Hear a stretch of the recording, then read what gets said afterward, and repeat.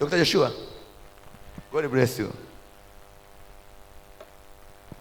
Thank you, sir. Mungu akubariki sana. Amen. You are a doctor. Yes. And a businessman. Hallelujah. Clap for Dr. Joshua. Praise God. Doctor.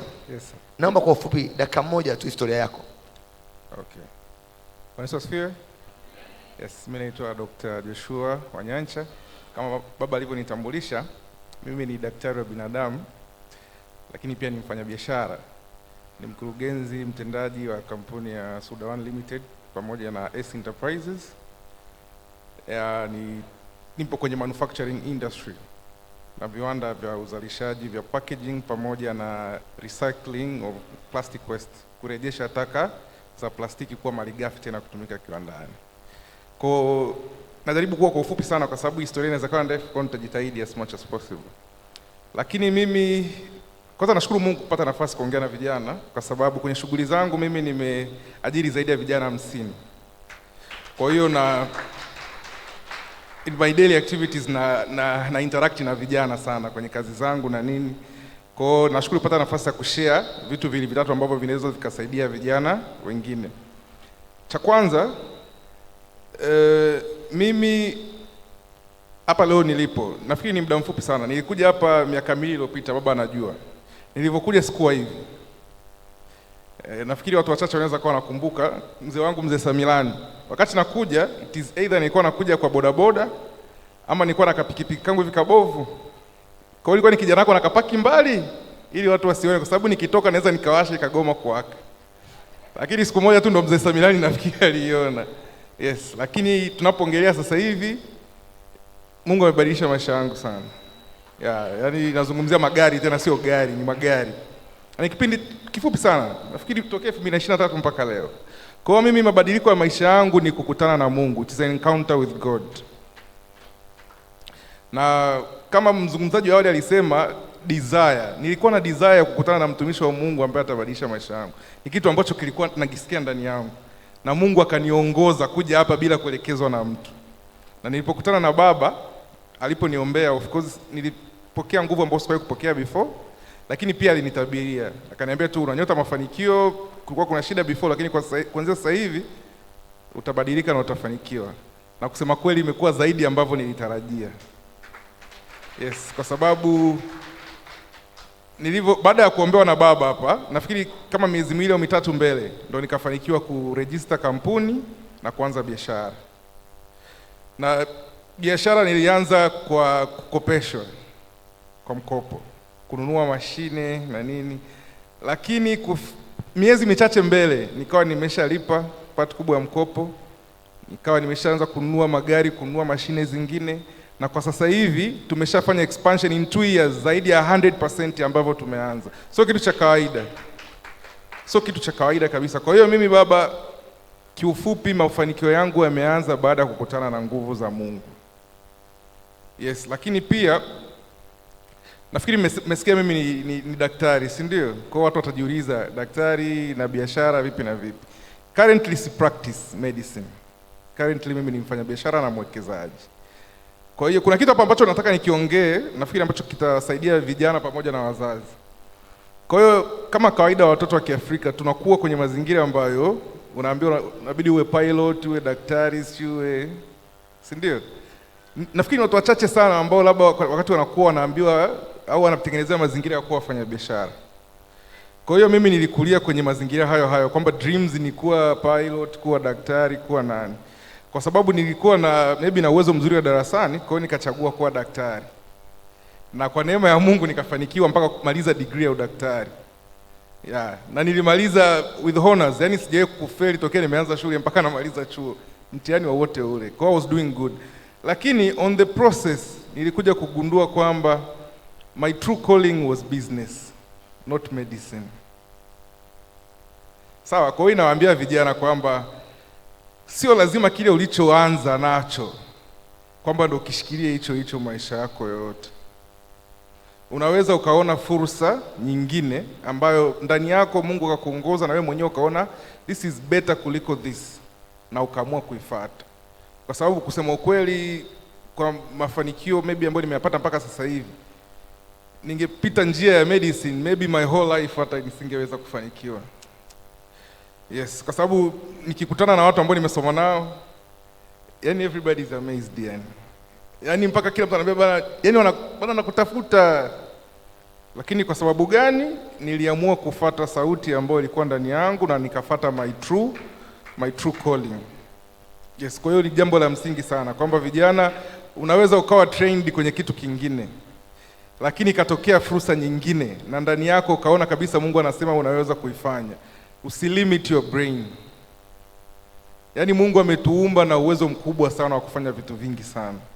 Kwa hiyo ukisema ulimit akili yako tu kwenye sehemu moja, mwisho wa siku unaweza kujikuta uko stuck, ama unaweza usifikie malengo makubwa ya kiuchumi yale ambayo unaweza ukayafikia.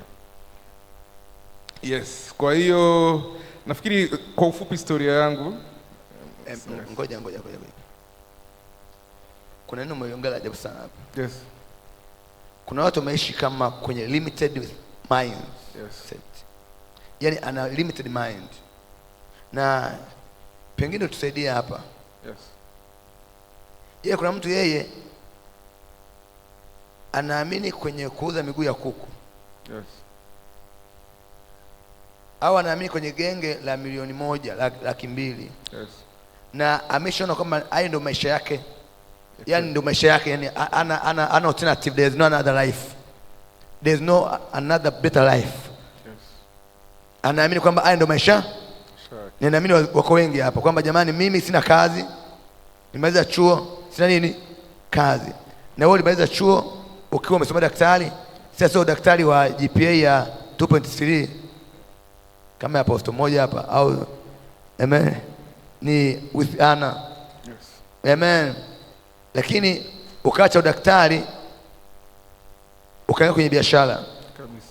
Na kuna mwingine hapa ana certificate ya hotel management. Sawa na kazi ya hoteli hana. Kwa baada ana subira ya muujiza ya kupata kazi nini? Hotel management.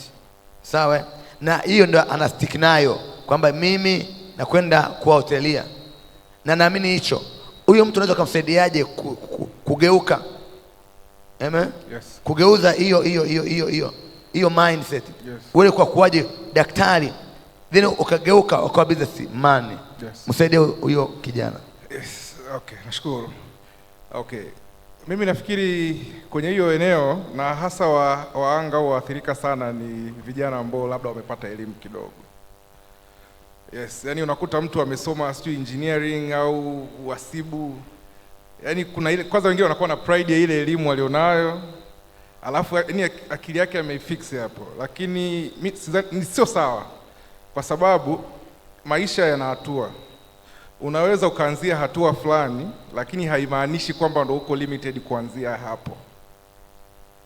Kwa hiyo mimi ni kumpa rai kwamba unaanza na kile ambacho kilichopo mbele yako au kilichopo mikononi mwako.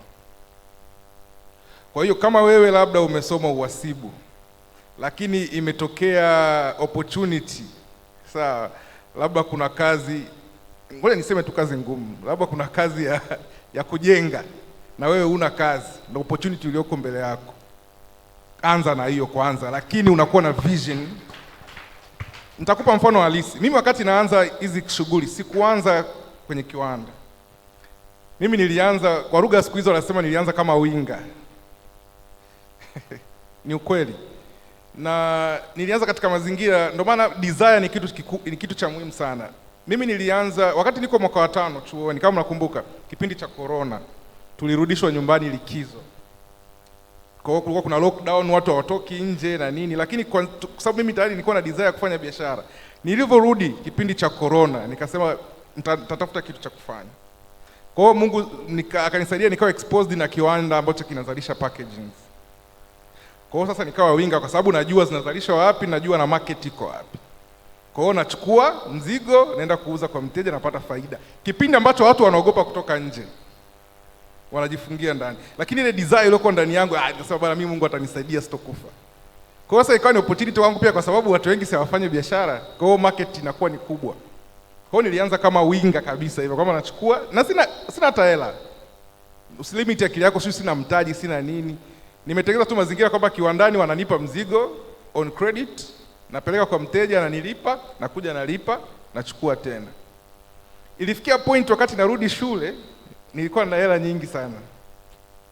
Yaani mpaka mimi wanachuo wenzangu pale kwa majina wakawa wananitaga papa. Yaani sababu nilikuwa na hela. Tuko mwaka wa 5 sasa tunafanya hospitali doing rounds. Mimi simu zangu zinaita muda wote. Yaani niko round najificha natoka nje kwa sababu I'm just making money. Nimekuja kuingia internship. Wanafunzi wa daktari wakati tunasubiria wakati wa internship ndo tunaanza kulipwa. Na pale unalipwa hela nyingi bila makato kubwa hata kuliko mshahara unapoanza kuanza kazi. Kwa hiyo watu wanajiona wana hela. Mimi nimefanya internship yangu yote, sikuwahi kutumia mshahara wangu wa intern hata siku moja. Kwa sababu tayari nishajitengenezea mazingira ya kufanya biashara mtaani. Kwa hiyo mimi point yangu kwa hao watu ni kwamba anza kwa kile ulichonacho kilichopo mbele yako. Usifiksi akili yako. Na hatua niliyoichukua hiyo ndio ilinipa exposure ya kujua kumbe hii industry iko hivi na kuanza kufikiria kwa ukubwa na kuja kuinvest. Lakini sasa baada hata ya kumaliza nilivyosema sitaki kufanya udaktari, pia kazi niliyoanza kuianza ni recycling. Recycling ni unaona watu wanakota makopo, nailoni mtaani. Sasa yale ndo yanakuja kiwandani tunarejesha kuwa malighafi. Sasa mimi nilianza kukusanya hivyo vitu. Ngoja Dr. Ana, engineer Ana simama. Njoo mwana. Huyu ni engineer. Engineer Hana. Kafu engineer Hana. Ngoja mchukue engineer Hana, njoo mwanangu. Ngoja kwanza, ngoja. Wao engineer. Yaani kwamba hivi huyu ni engineer. Sawa? Huyu ni daktari. Yaani unamaanisha hivi? Kumbe kuna watu mtaani wanakuta makopo. Kumbe ni wasome. Kabisa. Kabisa. Kwa hayo makopo umeokota. Basically nilitengeneza strategy. Kwa hiyo nikaanzisha vijiwe ambavyo wale sijui mateja wanaokota wanaleta pale wanatuzia. Sisi tunakusanya. Kwa hiyo unakusanya makopo. Nakusanya makopo, manailoni. Watu wengi nilikuwa nikiwaambia, watu kwanza walikuwa wajui. Kwa sababu ukinikuta kwanza hata the way nilivyo dress na kushika, yani nikimwambia mtu bwana mimi na degree ya udaktari, hamna mtu ataamini. Lakini nilikuwa ninajua nini nafanya na ni picha gani naiona mbele. Ngoja kwanza. Dr. Ana, unaweza kukuta makopo? Hapana. Umeona Sasa angalia two minds. Hapa ni mind ngapi? 2. Huyu daktari kinachomfanya awe daktari, amini engineer, sio kama makopo kuokota. Ana uengineer ndani yake. Hizo the point I'm getting. Kwamba ameona mindset yake I'm an engineer. Kwa hiyo kama hajaajiriwa, serikali inatangaza kazi ya kupata, atakaa na engineer yake sio zaisha chochote kwa miaka 10. Lakini yeye akasema mimi daktari naanza kukusanya nini? Makopo. Leo ana kiwanda. Oh my goodness. Come on. Praise God. Kazi na wewe biashara nyingine in the name of Jesus Christ. Thank you. Yes. Nafikiri kwa bahati mbaya tu ningeweza kuja na picha ningeshare hapa msingeamini. Jamani utatipicha Jumapili hizi. Unakuta nimevua. Yaani niko katika namna ambayo nikwambia mimi nimesoma daktari huwezi amini. Lakini kwa kichwani kwangu nilikuwa najua nini ninachofanya. Kwa hiyo kabla sijasahau, nafikiri hapo naweza nika stress. Unajua vijana kwa sasa hivi kwa sababu ya social medias na mazingira ambayo tunaona, tunaamini mafanikio ya kiuchumi au kazi za kufanya ni hizi fancy jobs au white collar jobs. Ambao unaona watu wanaposti wamependeza, sio wanafanya, wanaamini kule kuna hela. Nataka niwaibie siri, kuna hela nyingi sana kwenye hizi junk business ambazo mnaziona mtaani, ambazo sio za uchafu, sio makopo, watu wako ovyo. There is a lot of money here. Yaani unaweza ukafanya within 1 year, 2 years, you make hundreds of millions, you become a billionaire. Kuliko hizi ambazo unahisi unataka kupendeza, sio upige picha huko good locations. There's a lot of money huko. Jamani, natangaza kuvaa suti.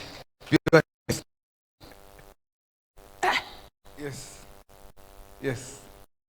Kwa hiyo kwenye elimu very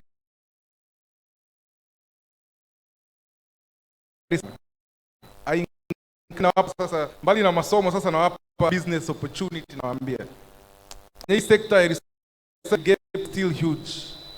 Yaani labda umepata recycled materials, watu wanakutafuta. Ngoja kwamba Pastor Adamu leo akiamua kusema makopo, yes, atafutwa. Yes, na kopo na achilia upako wa kukosea makopo in the name of Jesus. Kwa hiyo ni soko ambalo liko wazi na lina hela. Apostle, mmesikia? Wanangu, nasikia anasema huko ndo kuna game yenye hela nyingi. Bwana pewe sifa. Kwa kumbe hao wanaokuta makopo they are rich. Yes, yani not exact. Unaweza mara nyingi wanaokufanya ile moja moja utakuta labda ni mateja na nini, lakini ukitembea utakuta wale wanapokota kuna sehemu wanapeleka. Yes. Kwa hiyo hapo kwenye hii chain of value kuna gaps nyingi ambazo wewe unaweza kaingia at any point.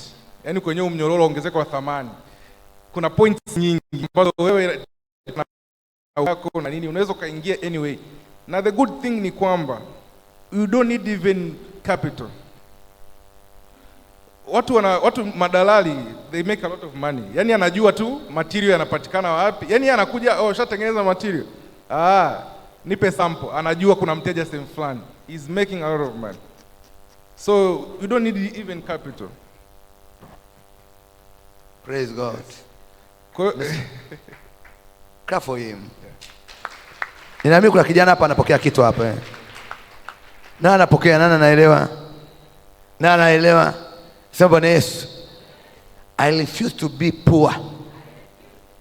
Nakataa kuwa maskini. I refuse to be poor. In the name of Jesus. Nakataa kuwa maskini.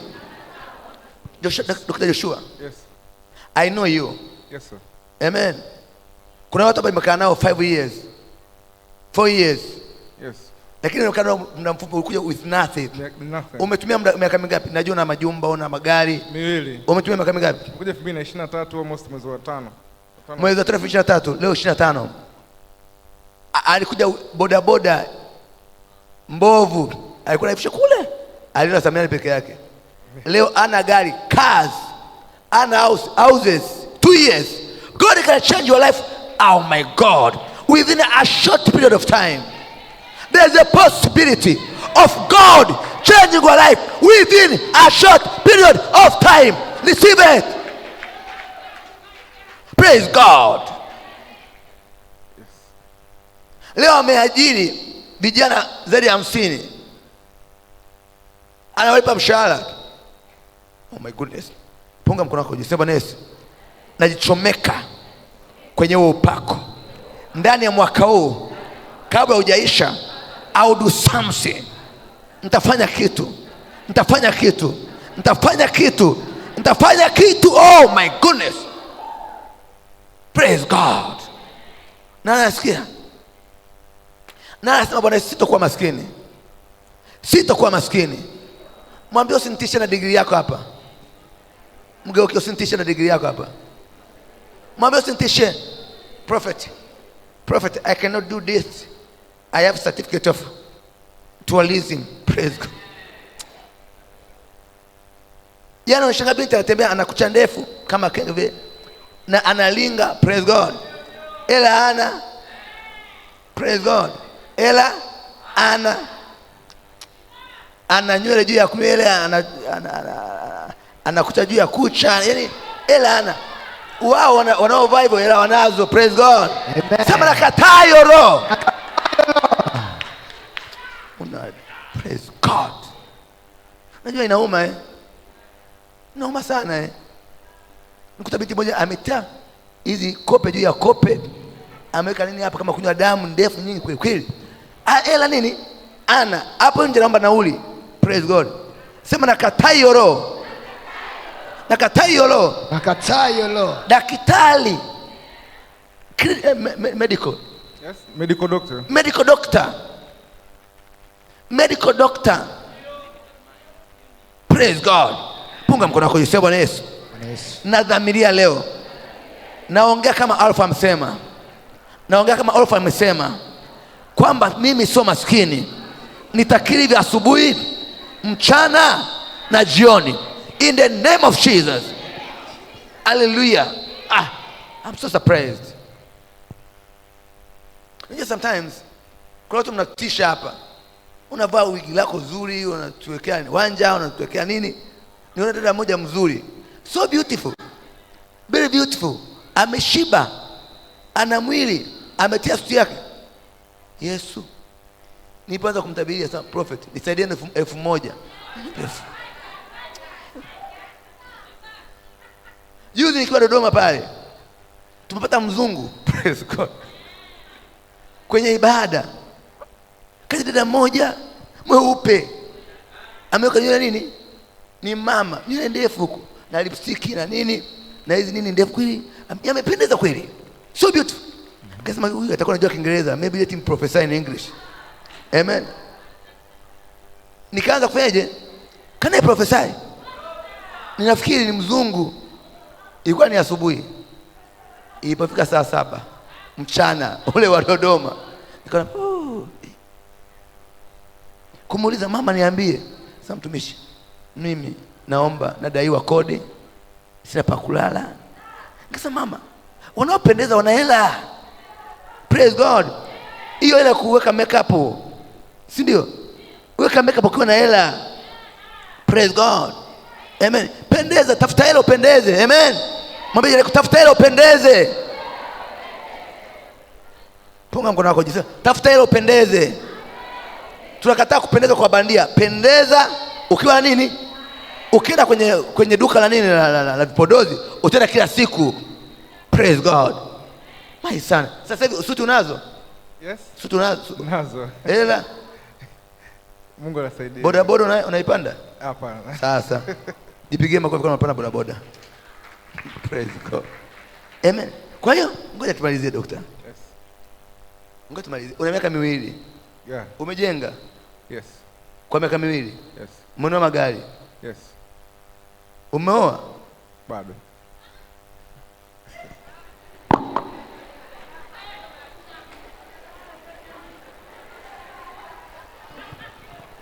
Tuna maombi mengi ya kuolewa. Praise God. Unajua binti iko hapa, akili yake yote, kazi ana, biashara ana, anafunga na kuomba kuombea ndoa. Mtikisa kidogo, mwambie please change your mindset. Tafuta kwanza hela, mengine atafanyaje? Atakuja Mungu atawaambia hapa, Bwana apewe sifa. Are you listening? Ngeuke jirani yako, punga mkono wako, Bwana Yesu, kazi sasa hivi ni kufanya biashara. Hujaoa bado, umeshajenga. Kuna mtu hapa amehamia kwa mwanaume, unadaiwa kodi, unamshaurije? Naam. Kuna mtu hapa amehamia kwa mwanamume, anadaiwa kodi, unamshaurije? Anadaiwa kodi. Yaani yeye amena mwanamume aliyehamia kwake, anadaiwa nini? Yaani wewe unadaiwa kodi, binti anakuja kwako, unamshaurije? Okay. Kwa ufahamu wangu nilokuwa nao kwenye kusoma vitabu mbalimbali, inapokuja kwenye swala la ndoa, wanasema sababu kubwa ambayo inapelekea divorce au mafarakano kwenye ndoa, the number one cause is financial issues. Kwa hiyo ushauri wangu tu ni kwa vijana, tunapojitafuta au kutafuta kwenda kuoa, tujitahidi sana masuala yetu ya kiuchumi yawe vizuri. Itatuepushia hayo matatizo ambayo yanapelekea ndoa kuvunjika au kupata shida nyingi. Thank you. Mungu abariki sana doctor. God bless you. God bless you. Mungu abariki sana. Naomba malizie. Nafikiri kitu cha mwisho cha kushauri vijana, nimesema kwa experience ya kazi na industry niliyopo, kwa sababu mimi vijana wote ambao tunafanya nao kazi ni wa Tanzania. Kwa hiyo sisi kama vijana wa Kitanzania nafikiri tuna shughuli kubwa sana ya kufanya, ni kwenye mentality ya kufanya kazi. Sitaki kujilaumu si vijana moja kwa moja, lakini nafikiri ni maybe ukwaji wetu na nini, lakini kiukweli ni kwamba wengi wetu sisi sio wafanyakazi wazuri. Kwa hiyo bila kubadilisha mentality, bila kufanya kazi, hatuwezi kubadilisha hali zetu za kiuchumi na tuwezi kupata mafanikio. Nitawapa mfano halisi. Mimi nashukuru Mungu nimejifunza sana. Kwenye industry yetu tuna ushirikiana na Wachina, Chinese people. Wameinvest sana kwenye industry yetu, wana viwanda vikubwa sana. Kwa hiyo nilikuwa nashangaa, au mpaka sasa hivi nikikupeleka kwenye kiwanda cha Mchina ambao ni multi-billionaire, ukifika mwenye kiwanda ukikiona utashtuka. multi-billionaire, afu nikakuonyesha kwamba huyu ndo mmiliki, unaweza ukanipiga makofi.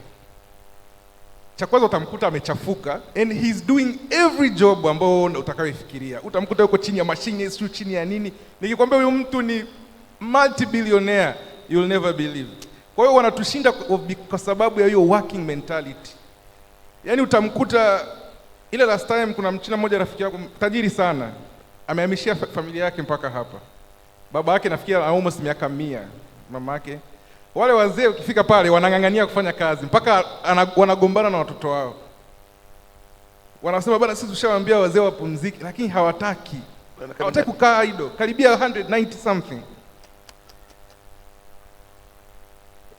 Ngoja kwanza. Wana miaka mingapi? Almost 100. Last time nilimuuliza ni kama 97, 98. Wazazi wana miaka wazazi wana miaka 90 ngapi? Na 7. Bado wanafanya kazi. Pastor Adam miaka 30 na Pastor Komba. Amen. Bado wanafanya nini? Yes. Yes, kwa hiyo tuna jukumu sisi kama vijana kubadilisha mentality yetu ya kazi na utendaji kazi wetu. Kwanza tu shift, unajua Watanzania wengi au vijana wengi, mtu labda akiingia kazini asubuhi akishafika saa 8 ashaangalia muda wangu wa kutoka, na kusema kweli haya masaa yalipangwa during industrialization. Yeah. Naomba hiyo point irudie. Kuna mtu anamwangalia hapa, irudie tena. Kwamba ikifika saa ngapi? Saa 8. Anataka kufanyaje? Anataka kutoka. Kuna mtu Anita, are you listening? Praise God. Saa ngapi? Rudie tena. Saa 2 mpaka saa 8 maybe. Yaani yeye saa 2 mpaka saa ngapi? Saa 8 anataka kuondoka. Kumbe ni mentality. Mentality. Muda mzuri ni masaa mangapi? Siwezi nikasema, lakini ni work as much as you can. Kwa mfano sisi industry yetu ni viwanda vinafanya kazi masaa 24, 24 hours. Kwa hiyo kwa sisi watu wa viwanda hakuna muda maalum wa kutoka kazini. So sometimes utalala kiwandani, utatoka like, mimi binafsi most of the times nalala saa 9, saa 8, saa 9. On daily basis. Nalala saa ngapi? Most of the time saa 9 mara nyingi. Amen. Unalala? Most of the times nalala saa 9 usiku. Yesu na Maria. Unalala saa ngapi? Mara nyingi saa 9. Saa 9. Mngeuke na una hela. Kawaida, Mungu anasaidia. Unajua kuna vingine ni dhambi. Praise God. Unajua dhambi sio kuiba peke yake. Unajua kulala usingizi una hela ni dhambi mbaya, ni bora mzinzi kuliko mtu anayelala usingizi bila hela. Honest. Ni bora jambazi kuliko mtu anayelala usingizi bila nini? Ndio baba. Kwa hiyo haya mataifa ya nje wanatushinda na wanatajirika hapa sana, kwa sababu mimi kikubwa nilichokiona sio kwamba wana akili sana, kwa sababu na interact nao. Sio kwamba ni watu smart. Labda tu kwa sababu ya exposure, technology, lakini when it comes to mindset au akili, they're not very smart. Lakini kitu kubwa wanatushinda sana, they are working so much. Yaani wanafanya kazi sana. Na wengi wanakuja ndani ya mwaka mmoja miwili anakuwa tajiri mpaka ni kwa sababu tu ya hiyo working mindset. Yaani wametengenezwa hivyo. Wao cha kwanza ni kazi, cha pili ni kazi, cha tatu ni kazi. Cha kwanza kazi, cha pili ni kazi, cha tatu kazi. Kwa hiyo hata huyo mchina ukiongea naye yeye ana muda wa kupoteza, yani straight to the point, muda wote anafanya kazi. Lakini ni multi-billionaire, yani nikisema sijui nisemeje. Yani ni mtu, labda nikitumia lugha ya Biblia kama Yohana Mbatizaji alisema astahili hata kufungua gidamu za viatu vya Yesu, si ndio? Kwa sisi Waswahili unakutana na mtu ambao ustahili hata kufungua gidamu kwa sababu ya hela anazomiliki. Lakini nikisimama naye hata mimi tu hivi naweza nikaonekana mimi ni tajiri sana kuliko yeye. Kwa sababu ya the way alivyo dedicated. Hawajali hata wamevaaje, wanaendesha magari yani it's all about work and investments. Na kusema kweli yani wanafanikiwa sana, wanakuwa mitaji, wanatajirika, wanakopesheka mabenki mitaji mingine wanaipata hapa kwetu. Yes. Kwa hiyo rai yangu tu kwa vijana ni kwamba tujitahidi kufanya kazi, lakini pia unaweza kufanya kazi kwa bidii, lakini you should work smart also. So unaweza ukakesha lakini productivity yako pia haipo. Kwa hiyo tujaribu ku get knowledge. Unapokuwa na maarifa ndo unaweza kufanya kazi smart pia. Na nashukuru Mungu kwamba kizazi chetu kama vijana leo tuna bahati sana. Of course kuna mambo mabaya sana kwa sababu ya utandawazi, lakini kuna mambo mazuri sana. Information leo imekuwa ni kitu rahisi sana kupatikana. Na information is the key. Dunia ya leo unaweza ukajifunza profession yoyote ambayo unataka. Nafikiri nitawapa mfano halisia kutoka kwangu. Sisi kwenye viwanda vyetu kama kawaida mashine kuna lot of breakdowns. Kwa lazima kuna maintenance nyingi.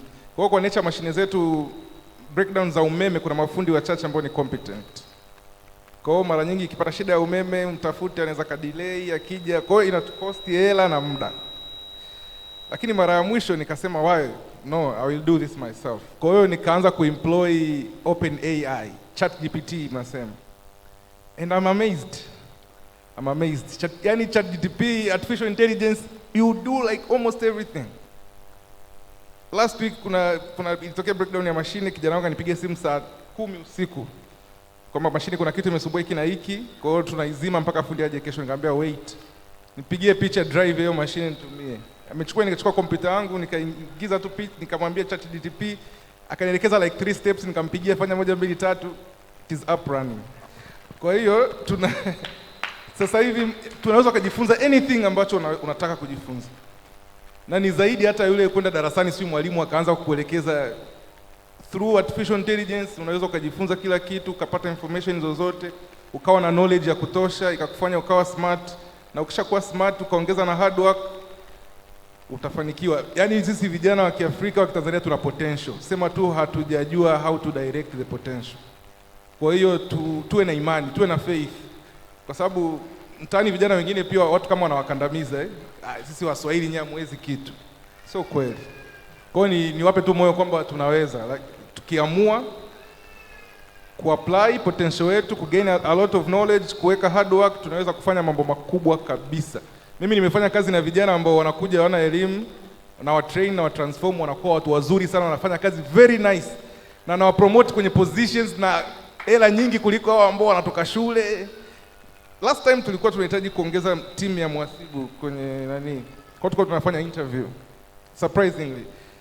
Kwa wakaja ambao wamesoma, vijana wamesoma uhasibu na wengine hata ambao hawajasoma uhasibu. Sasa tulikuwa tunafanya interview.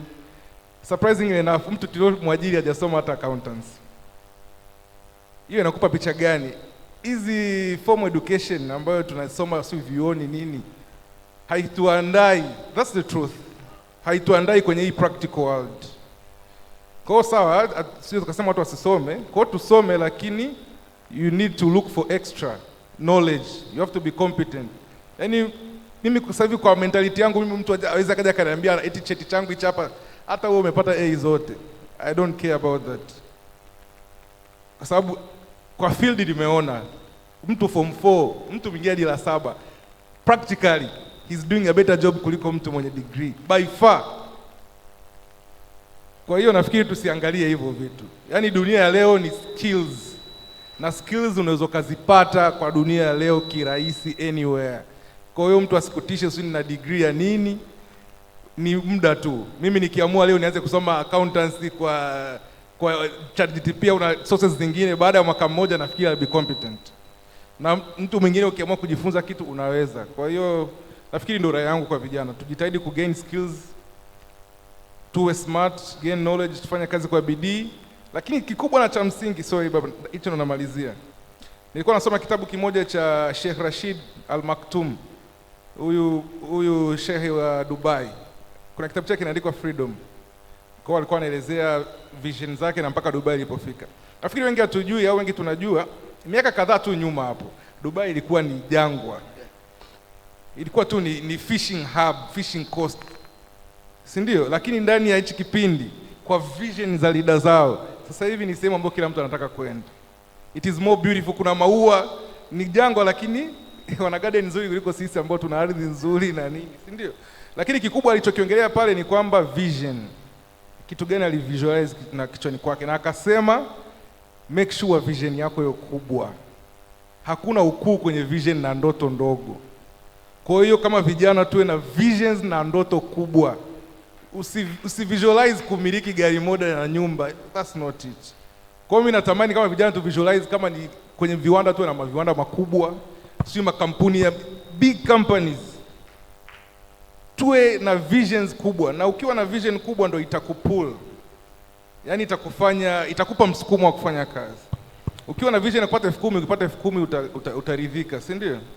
Kwa sababu sometimes huwa naongea na vijana, bana mimi nikipata, namuuliza kwako wewe labda wewe unahisi ukipata hela shilingi ngapi ndo hela nyingi? Kwa hiyo kijana anakuambia bana nikipata milioni 50 tu. Kwa hiyo unasema Mungu amsaidie, siku akipata milioni 50 atajua this is not money. Kwa hiyo tuwe na visions kubwa, hata kama usipofikia itakupull kufika level fulani. Nafikiri kwa sababu ya muda naomba Amen. Thank you my son. Mungu akubariki sana. Thank you. Pigia makofi kwa Joshua. Karibu sana.